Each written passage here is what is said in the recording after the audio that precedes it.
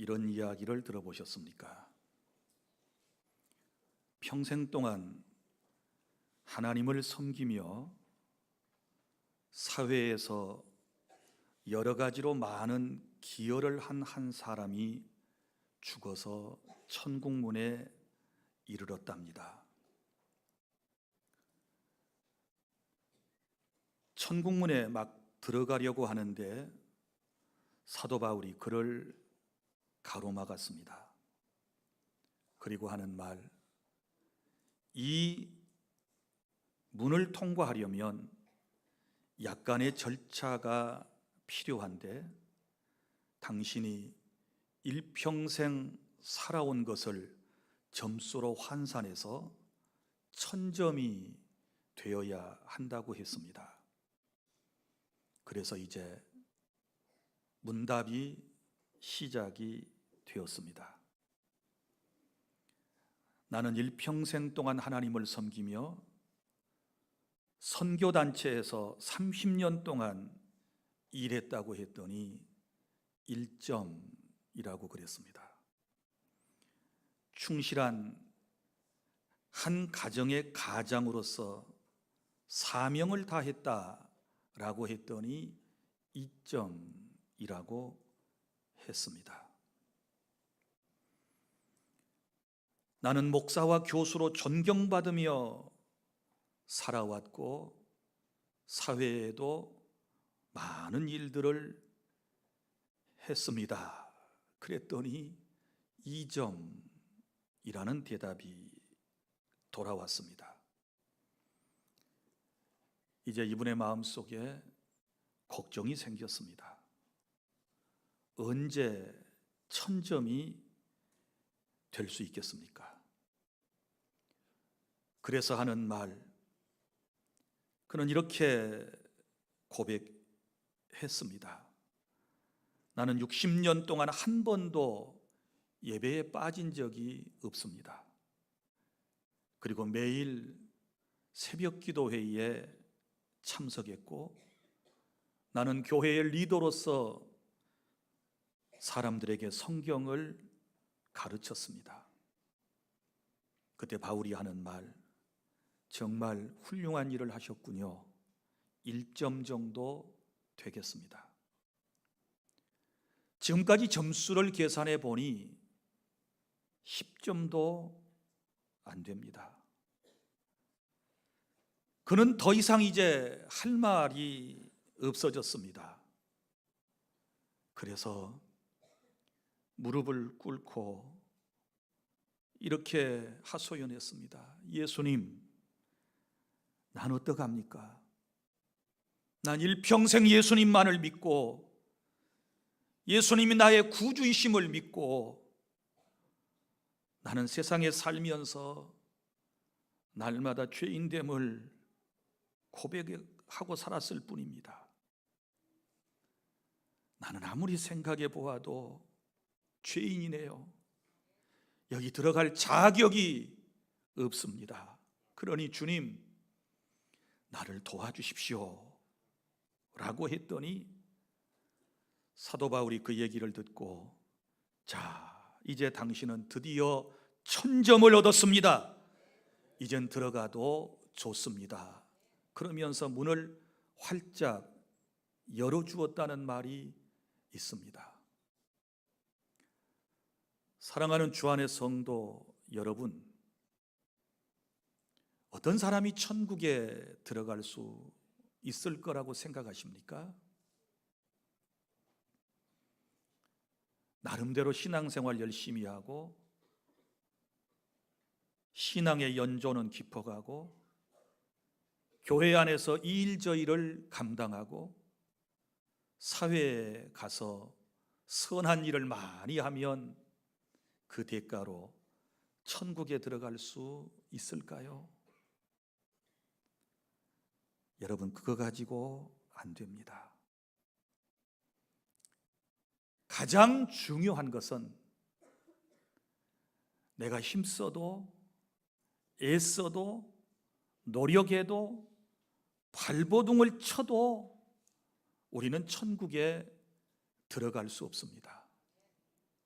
단지 오늘 여러분 결론부터 말씀을 드린다면 예수님을 잘 알고 그 예수님을 나의 구주로 영접하고 나 자신이 죄인됨을 고백하며 주 안에 살 때 구원의 은총이 우리에게 임하게 된다는 사실을 믿으시기를 바랍니다. 그래서 제가 10월 한 달 동안 다른 설교보다도 예수님에 대하여 여러분에게 말씀을 드리겠다고 했습니다. 다른 거 다 몰라도 예수님은 제대로 알아야 하는 것이고, 다른 건 다 몰라도 어떻게 믿어야 구원받고 하나님의 자녀가 되고 하나님께 영광을 돌려드릴 수 있는지에 대해서는 우리가 성경적 지식을 갖고 그 사실을 확실하게 믿는 믿음을 가져야 될 줄 믿습니다. 그래서 오늘은 사복음서에 나타난 예수님을 여러분들에게 소개해 드리겠습니다. 마태, 마가, 누가, 요한복음 이 사복음을 통해서 하나님께서는 예수님이 누구이신가를 우리에게 분명하게 가르쳐 주셨고, 이미 예수님을 만났던 하나님의 사람들이 예수님에 대하여 어떻게 소개하고 있는지를 우리는 귀담아 들을 필요가 있습니다. 첫째, 마태복음에서는 왕으로 오신 예수님을 소개하고 있습니다. 마태복음을 기록한 사람이 마태입니다. 이 사람의 본명은 레위입니다. 이 사람의 직업은 세무서 직원입니다. 어느 날 세관 앞에 앉았다가 예수님의 부름을 받고 모든 것을 버려두고 예수님을 따르는 제자가 된 사람입니다. 예수님을 만나고 난 이후에 그는 구원을 받고 자기 동족인 유대인들에게 예수님을 전하고 싶었습니다. 예수님이 어떤 분인가에 대하여 정확하게 그들에게 소개를 하고 싶었습니다. 그래서 마태는 유대인을 대상으로 마태복음을 기록한 것입니다.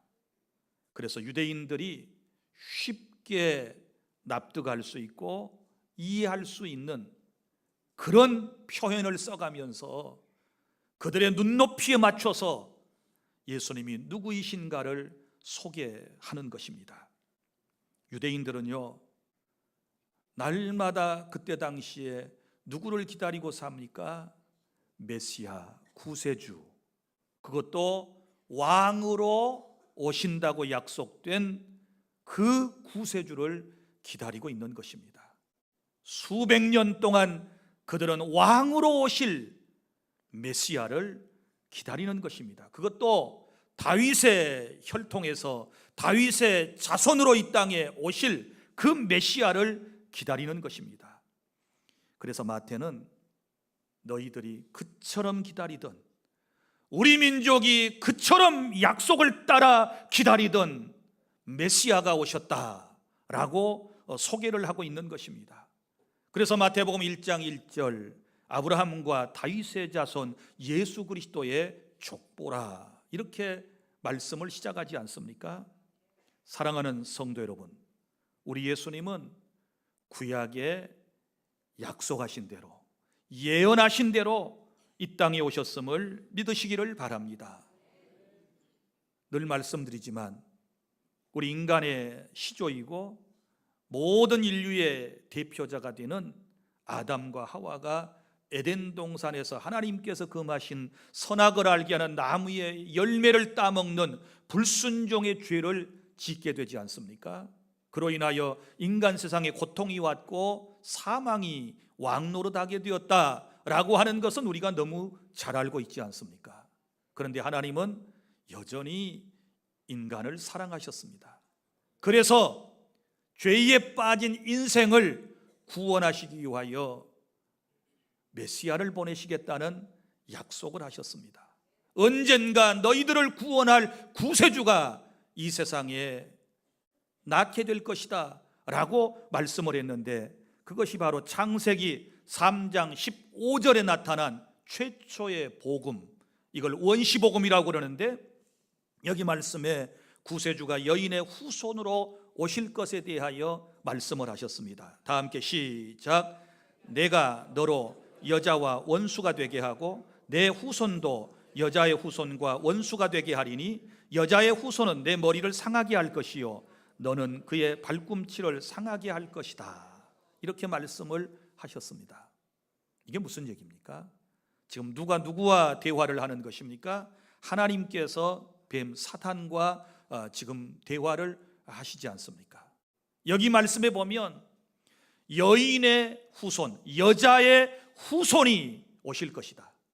그분이 너의 머리를 상하게 할 것이다. 너는 그의 발꿈치를 상하게 할 것이다. 이런 말씀을 해요. 무슨 얘기인가 하면 죄에 빠진 인간을 구원하기 위하여 여자의 후손으로 메시아 곧 예수님이 오시는데, 그 예수님께서 사탄의 머리를 완전히 짓밟아 깨뜨려 버리시게 될 것이고, 너는 여자의 후손으로 오신 그리스도의 발꿈치를 상하게 한다라고 하는 이 말은 십자가에 네가 죽게 할 것이다, 상하게 할 것이다 라고 하는 것을 예언한 말씀입니다.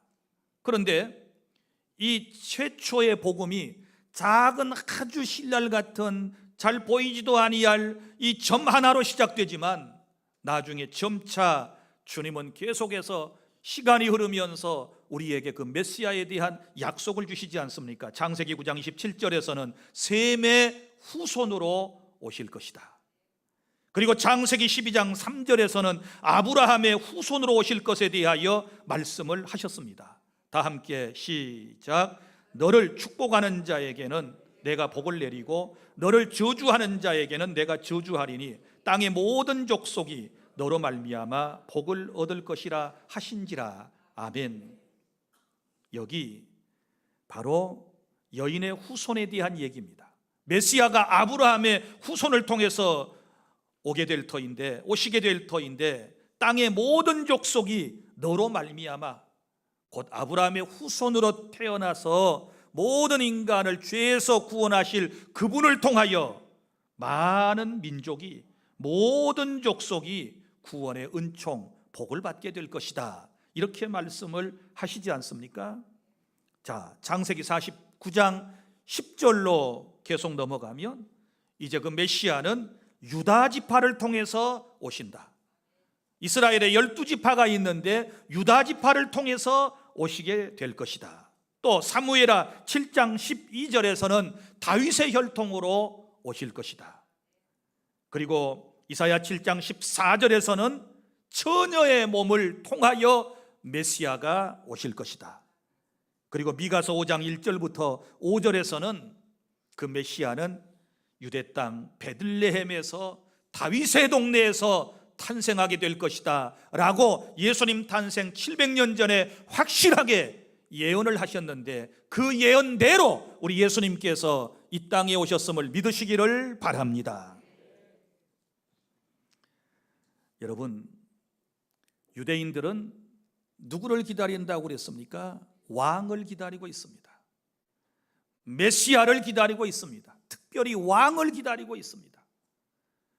수백 년 동안, 그들은 수천 년 동안 왕으로 오실 분을 기다리는 것입니다.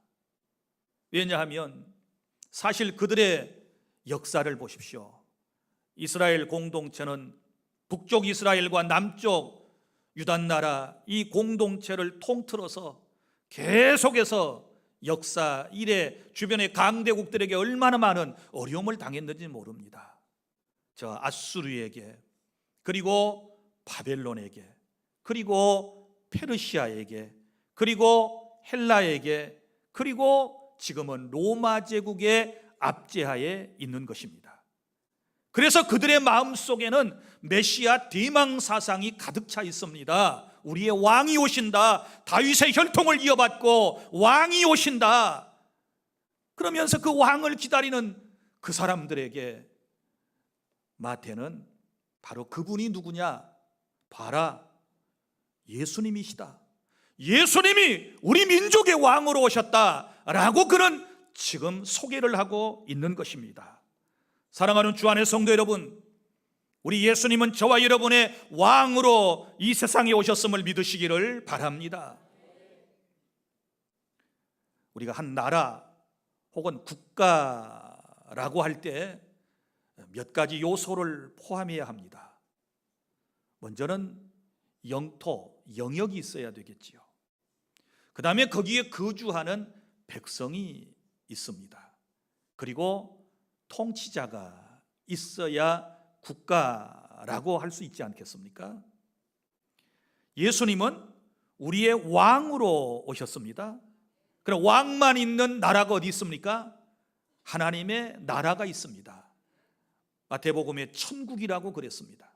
다른 복음서에는 하나님의 나라라고 분명하게 설명을 하고 있습니다. 사랑하는 주 안의 성도 여러분, 기억하십시오. 우리는 예수님을 믿는 순간에 이미 하나님의 나라에 우리의 소속이 분명하게 되어졌다는 사실을 믿으시기를 바랍니다. 이 땅에 발붙이고 살아도 예수님을 믿는 사람들은 이미 하나님의 나라 속에 들어오셨습니다. 하나님 나라 질서 속에 들어오셨습니다. 그리고 이제부터 여러분이 예수님을 믿는 그 순간부터 주님이 우리를 다스리시고 우리를 통치하시고 우리를 주장하시고 우리를 이끌어 나가신다는 사실을 깨달을 수 있기를 바랍니다. 그렇다면 하나님 나라 질서 속에 들어온 우리는 하나님의 법도를 따라 살아야 되지요. 주님이 우리에게 가르쳐 주심을 따라서 우리는 살아야 우리가 하나님 나라의 백성이라는 사실을 나타내지 않겠습니까? 여러분 고백하십시오. 주님은 나의 왕으로 오셨다. 따라합니다. 예수님은 나의 왕이십니다. 나를 다스려 주십시오. 믿습니까? 다스림 속에는 여러분 보호하심도 포함되어 있습니다. 주님 나라 백성이라면 주님께서 완벽하게 책임을 져주신다는 사실을 믿으시기를 바랍니다. 미국이라고 하는 나라를 보세요. 그렇게 큰 나라인데 그 나라의 시민권을 가진 사람이 어떤 나라에 억류를 당했다든지 어떤 지역에 가서 어려움을 당하면 반드시 그 백성을 보호하고 구해내는 원칙을 가지고 있습니다. 한 나라도 그런데 우리가 하나님 나라에 속한 천국 백성이라면, 하나님을 나의 왕으로 섬기고 살아가는 사람들이라면 우리 주님께서 저와 여러분의 삶을 책임져 주시고 보호해 주시고 이끌어 주신다는 사실을 믿으십시오. 그리고 둘째로, 이제 마가복음에서는 종으로 오신 예수님을 소개하고 있습니다. 마가복음은 마가라고 하는 요한이 기록을 했습니다. 자, 아까 마태의 본명은 레위라고 그랬습니다. 마가복음을 기록한 마가는 요한이라고 하는 이름도 가지고 있었습니다. 그래서 우리가 마가 요한 이렇게 말하지 않습니까? 그런데 이 마가는 예수님의 제자는 아니었습니다. 자, 이 사람은 누구의 제자였느냐? 베드로의 제자였습니다. 베드로를 모시고 다니면서 늘 예수님의 말씀을 전해 들었습니다. 그리고 예수님에 대한 수많은 이야기들을 그는 직접 예수님을 모시고 다녔던 제자였던 베드로에게 들을 수가 있었습니다. 그러면서 그는 또한 통역관이었습니다. 베드로의 통역관, 여러분 보십시오. 그때의 사회에는요 참 구조가 복잡해요. 적어도 어느 정도 박식한 이스라엘 사람이라면 4개 언어 정도는 구사를 해야 돼요. 먼저 그들이 본래부터 썼던 히브리어를 할 수 있어야 돼요. 그리고 예수님 당시에 일상적인 언어는 아람어였어요. 예수님도 아람어로 말씀하시고 아람어로 설교하셨어요. 그리고 또 그 당시에는 로마 제국 하에 있었기 때문에 라틴어를 할 수 있어야 돼요. 그런데 로마 제국 바로 앞에 어느 나라의 어느 제국의 지배를 받았는가 하면 헬라 제국의 지배를 받았습니다. 그러면 헬라어도 할 수 있어야 돼요. 자, 그래서 늘 이 마가가 베드로를 모시고 다니면서 통역을 해주게 되었던 것이지요. 그리고 또 이 마가는 이제 정말 누구에게 이 예수님을 소개하고 싶었는가? 그러면 특별히 로마 사람들에게 예수님을 소개하기를 원했습니다. 로마 사람들에게 그리스도가 어떤 분인가를 소개하기를 원했거든요. 그래서 이제 로마 사람들의 눈높이에서 예수님을 소개하는 것입니다.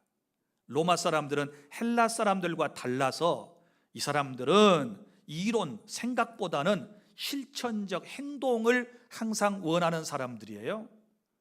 헬라 사람들은 늘 토론 문화이지 않습니까?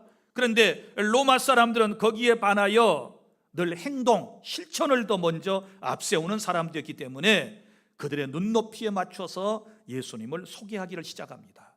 그래서 긴 설교보다는 예수님께서 어떤 일을 행하셨는가? 자, 예를 들어서 예수님께서 병든 사람을 찾아가셔서 병든 사람을 고쳐주신 일을 기록하고, 가난한 사람들, 고아와 과부들의 친구가 되셔서 그들을 보살펴 주셨던 그런 일들을 집중적으로 기록을 하기를 시작했습니다. 그러면서 바로 섬기는 종으로 오신 예수 그리스도를 맨 처음으로 마가라고 하는 사람이 사복음서 가운데 AD 65년경에 맨 처음으로 이 마가복음서를 기록을 한 것입니다. 특별히 사복음서의 공통 비율이 이 마가복음서에는 93%나 차지하고 있습니다. 그래서 사복음서의 내용이 비슷비슷하지만 그 중에서 한 권만 골라서 맨 먼저 읽기를 원한다고 그러시면 여러분들에게 마가복음을 맨 먼저 읽으라고 소개할 수 있을 것입니다. 왜? 복음서 가운데 맨 먼저 기록된 마가복음이기 때문에 그렇습니다. 누구에게 썼다고요? 로마 사람들에게. 예수님을 어떻게 소개한다고요? 종으로 섬기기 위해서 오신 실천적 예수님을 소개했는데, 마가복음에 요절과 같은 구절이 있는데 마가복음 10장 45절 다 함께 낭독합니다. 시작. 인자가 온 것은 섬김을 받으려 함이 아니라 도리어 섬기려 하고 자기 목숨을 많은 사람의 대속물로 주려 함이니라. 아멘. 예수님이 어떤 분이십니까? 종으로 오셨다. 예수님은 섬김을 받으려고 오신 것이 아니고 도리어 섬기려 하고 자기 목숨을 많은 사람에게 대속물로 주기 위해서 예수님께서 오셨다라고 분명하게 말씀을 하고 있지 않습니까? 사랑하는 주 안의 성도 여러분, 여러분이 예수님을 마음에 왕으로 모셨다면 왕이신 주님을 섬겨야 하는 것이고, 그리고 또 주님이 우리를 섬겨주심으로 우리가 구원받았다면 우리의 이웃들을 또한 섬기는 그런 귀한 사명을 잘 감당해야 될 줄 믿으시기를 바랍니다. 섬김을 받으려 하기보다는 도리어 많은 사람을 섬기려고 하는 것이, 이것이 우리의 마음속에 기쁨이 되어야 하는 것이고, 그렇게 될 때에 우리가 주님을 더 많이 닮았다라는 평가를 주님으로부터 받게 될 줄로 믿으시기를 바랍니다. 예수님도 섬기러 오셨는데 우리가 사회 공동체 안에서, 특별히 교회 공동체 안에서 자꾸만 섬김을 받으려고 하는 것은 여러분, 주님을 제대로 만난 사람이 아니다라는 것을 알아주시기를 바랍니다. 그 다음에 세 번째, 누가복음에는 인간으로 오신 예수님을 소개하고 있습니다. 인간으로 오신 예수님. 여러분 보십시오. 누가복음은 누가 기록했습니까? 누가라고 하는 사람이 기록을 했습니다. 누가는 헬라 사람입니다. 자, 이 사람의 본래 직업은 의사였습니다. 굉장히 당시에 박식한 사람이었습니다. 자, 이 사람은 헬라인이니까 누구에게 복음을 전하기를 원했을까요? 헬라 사람들에게 복음을 전하기를 원했습니다. 다시 뒤로 넘어가 볼까요? 마태는 누구에게? 유대인들에게. 마가는 누구에게? 로마 사람들에게. 자, 그 다음에 누가는 누구에게? 헬라인들에게 복음을 전하기를, 예수님을 전하기를 원했습니다. 그런데 보십시오. 당시 헬라에는 많은 신화가 있었고 소위 철학자들, 지성인들이 얼마나 많이 있었는지 모릅니다. 자, 그러한 지성인들을 설득하기 위해서는 복음서 가운데 가장 긴 글을 써야 했습니다. 그래서 여러분, 이 누가복음의 분량이 가장 복음서 가운데 많아지게 된 것입니다. 자, 우리가 이 복음서를 읽다가 이런 것을 보게 될 거예요. 예수님의 족보. 신약 성경에 예수님의 족보는 두 곳에 나타납니다. 마태복음과 누가복음에 예수님의 족보가 나오는데 이 두 족보가 약간 다르다는 것을 여러분이 아실 수 있게 될 거예요. 자, 먼저 마태복음에 나오는 족보는 위에서부터 아래로 쭉 내려갑니다. 우리나라 족보하고 비슷한 점이 있습니다. 우리 족보도 시조부터 시작해서 밑으로 쭉 내려가서 결국은 나라고 하는 존재가 있고 그 다음에 내 밑에 또 후손들이 기록되는 것 아니겠습니까? 이것은 유대인식 족보 방식입니다. 그러나 누가복음에는 이게 위로 올라가는 족보입니다. 나 위에는 누구요? 나 이상은 누구요? 나 위에는 누구요? 그 위에는 누구요? 그 위에는 누구요? 하고 쭉 올라가서 아담까지 올라갑니다. 이런 족보의 특징이 있습니다. 왜 헬라 사람들은 이런 족보를 썼을까요? 이 사람들은 늘 의문을 던집니다. 늘 궁금증이 많아요. 내 위는 누굴까? 위는 누굴까? 위는 누굴까? 계속해서 진리를 탐구해 나가는 그런 습성이 여기에 이제 작용이 된 것이지요. 그래서 족보마저도 바로 누가는 헬라인들에게 복음을 전해야 했기 때문에, 복음이신 예수님을 소개해야 했기 때문에 그들의 눈높이에 맞춰서 기록을 했다라고 하는 것입니다. 그리고 누가복음 1장 1절부터 3절의 말씀에는 편지를 쓸 때에도, 이 글을 쓸 때에도 성령 하나님의 지도하심을 받고 성령의 감동을 받아서 사복음서가 다 기록이 되어져 있는데, 여기 보면 글 쓰는 사람이 누구이며, 그리고 쓰게 된 경위가 무엇이며, 그 다음에 쓰는 목적이 무엇인가를 정확하게 밝히면서 인간으로 이 땅에 오신 예수 그리스도가 인류의 구주, 헬라 사람들의 구세주가 된다라고 하는 것을 강조하고 있다라고 하는 사실을 아시기를 바랍니다. 그러면 여러분 보십시오. 하나님의 아들이신 참신이신 예수님께서, 곧 하나님이신 예수님께서 인간의 몸을 입고 참 인간으로서 이 땅에 오신 이유가 무엇일까요? 조금 어려운 말로 표현하면 예수님께서 신성과 인성을 통하여 우리를 구원하시기 위한 계획이 무엇이었을까요? 그건 두 가지 이유 때문에 그런 것입니다. 먼저 완전한 인간으로서 우리의 구주가 되어 이 땅에 오신 목적은, 자, 하나님께서, 그리스도께서 죄인을 대표하기 위해서는 반드시 인간으로 오셔야 했습니다. 자, 아담과 하와는 모든 첫 번째 인류의 대표자입니다. 그 다음에 둘째 아담이신 예수 그리스도도 우리의 대표자가 되십니다.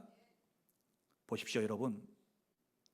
주님은 사람의 몸을 입고 오셨는데 죄가 있으신가요? 무죄하십니다. 왜? 성령으로 직접 잉태하셨기 때문에 원죄라고 하는 것이 있을 수 없어요. 원죄가 없는 인간은 자범죄를 지을 수 없어요. 그래서 무죄하신 예수님, 또한 무죄하신 예수님은 완전하신 예수님이시죠. 구약에서도 사람이 죄를 지으면 임시적인 방편으로 하나님께서 죄인들에게 요구하셨던 게 뭐예요? 짐승을 통한 속죄 사역이었지요. 그래서 임시방편으로 짐승이 인간의 죄를 대신하여 피를 쏟고 죽으면 그 모습을 보고 임시적으로 우리의 죄를 사해 주셨던 거예요. 그러나 이것은 임시적인 방편이라고 그랬습니다.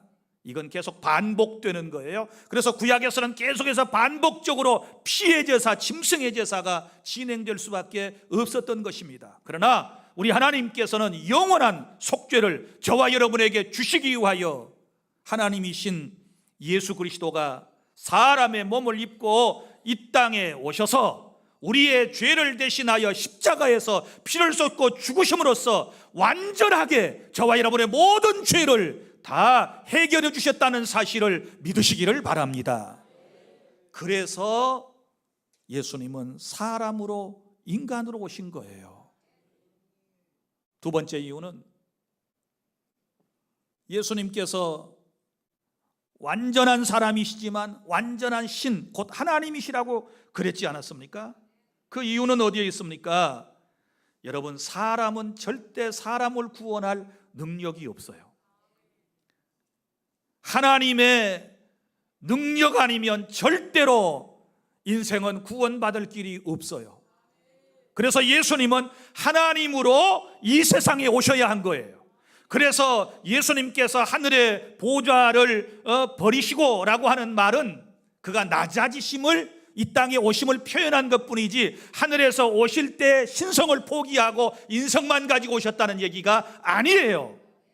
사람의 몸을 입으셨지만 여전히 예수님은 완전하신 하나님이시라는 사실을 믿으시기를 바랍니다.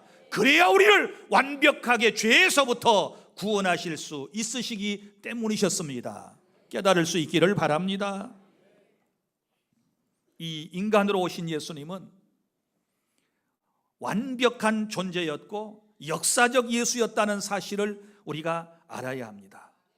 신화적 인물이 아니라는 것을 여러분이 기억해 주시기를 바랍니다. 그래서 누가는 그 사실을 명확하게 하기 위해서 역사 속에 인간 세상에 오신 그 예수님을 소개하기 위해서 누가복음 2장 1절부터 7절에 이렇게 기록을 했습니다.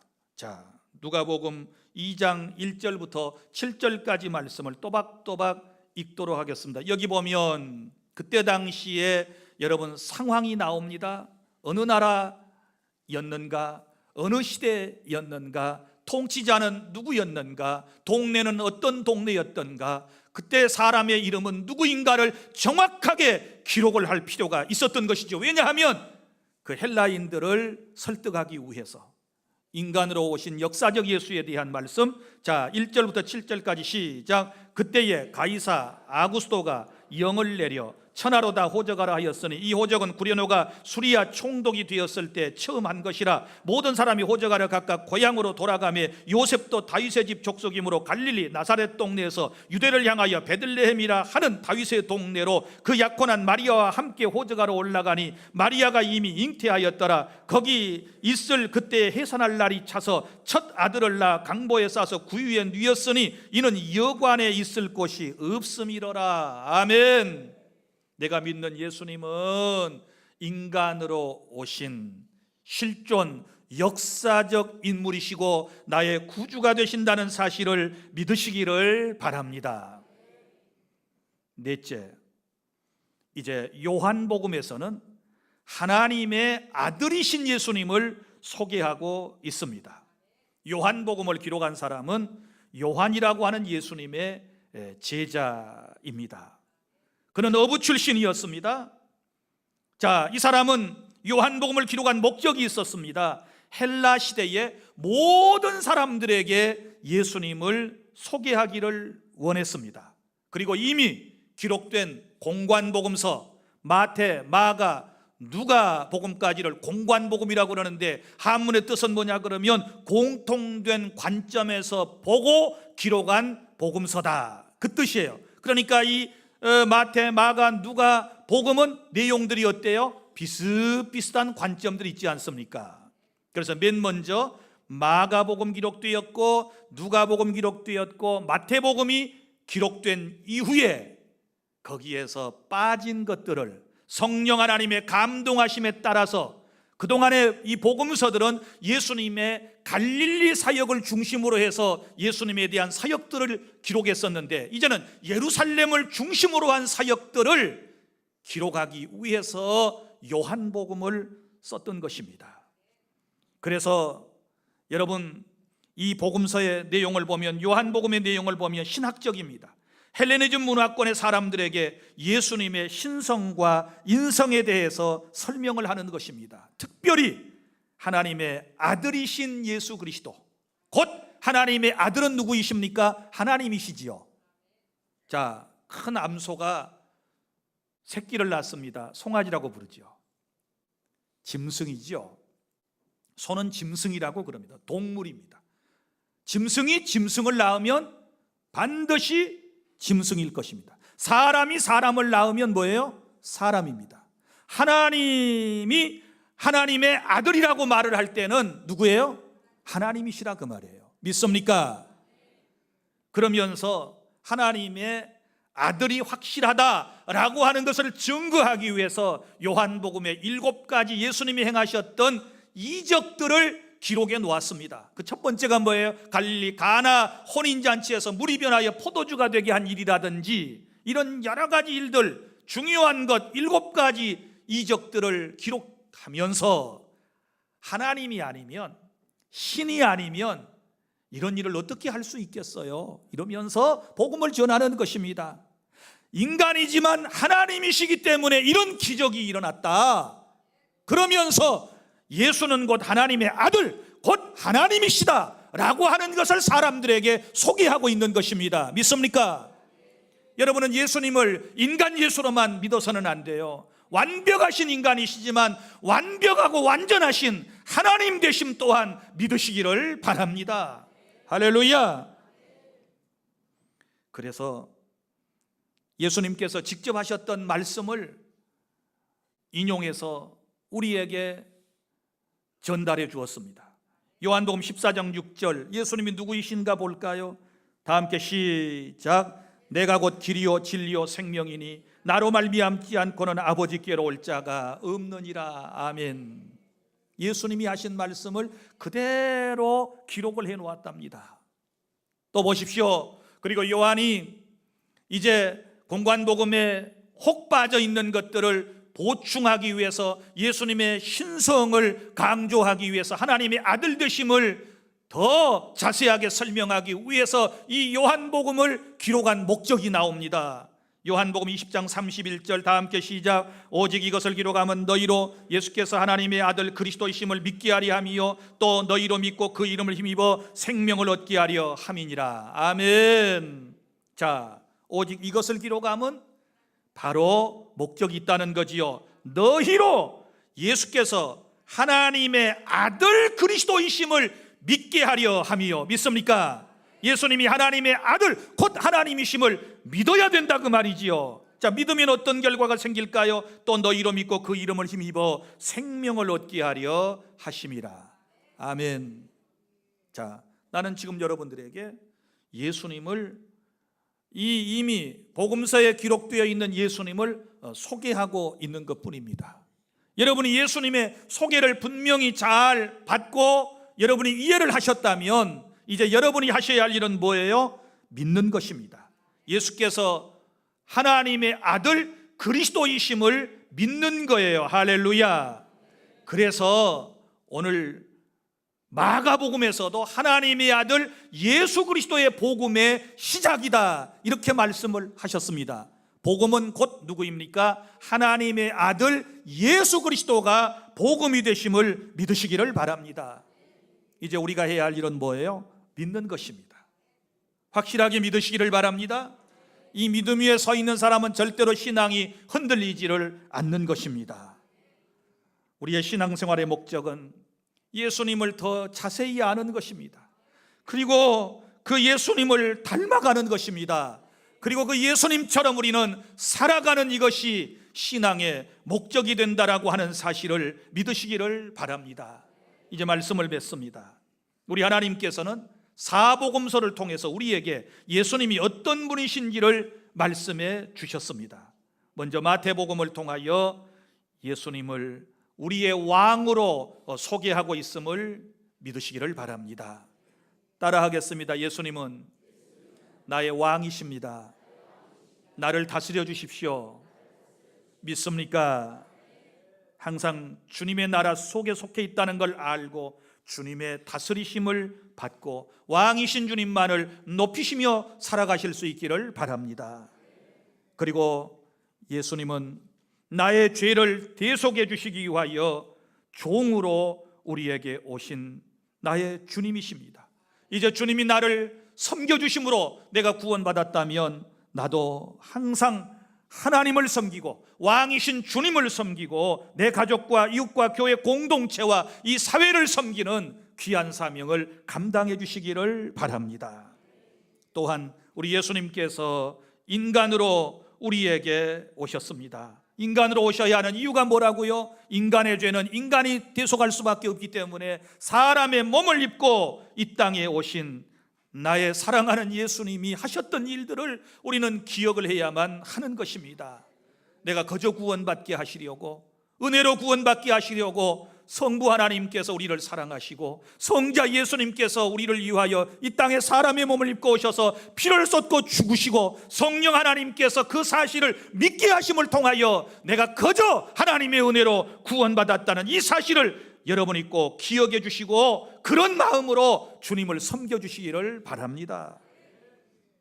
하나님의 아들 곧 하나님으로 우리에게 오셔서 죄에 빠진 나를 구원하시고 날마다 나의 삶을 주장하시는 그분을 섬기며 행복하게 살아가는 우리 구원받은 주 안의 모든 공동체 여러분들이 다 되실 수 있기를 바랍니다. 기도하겠습니다.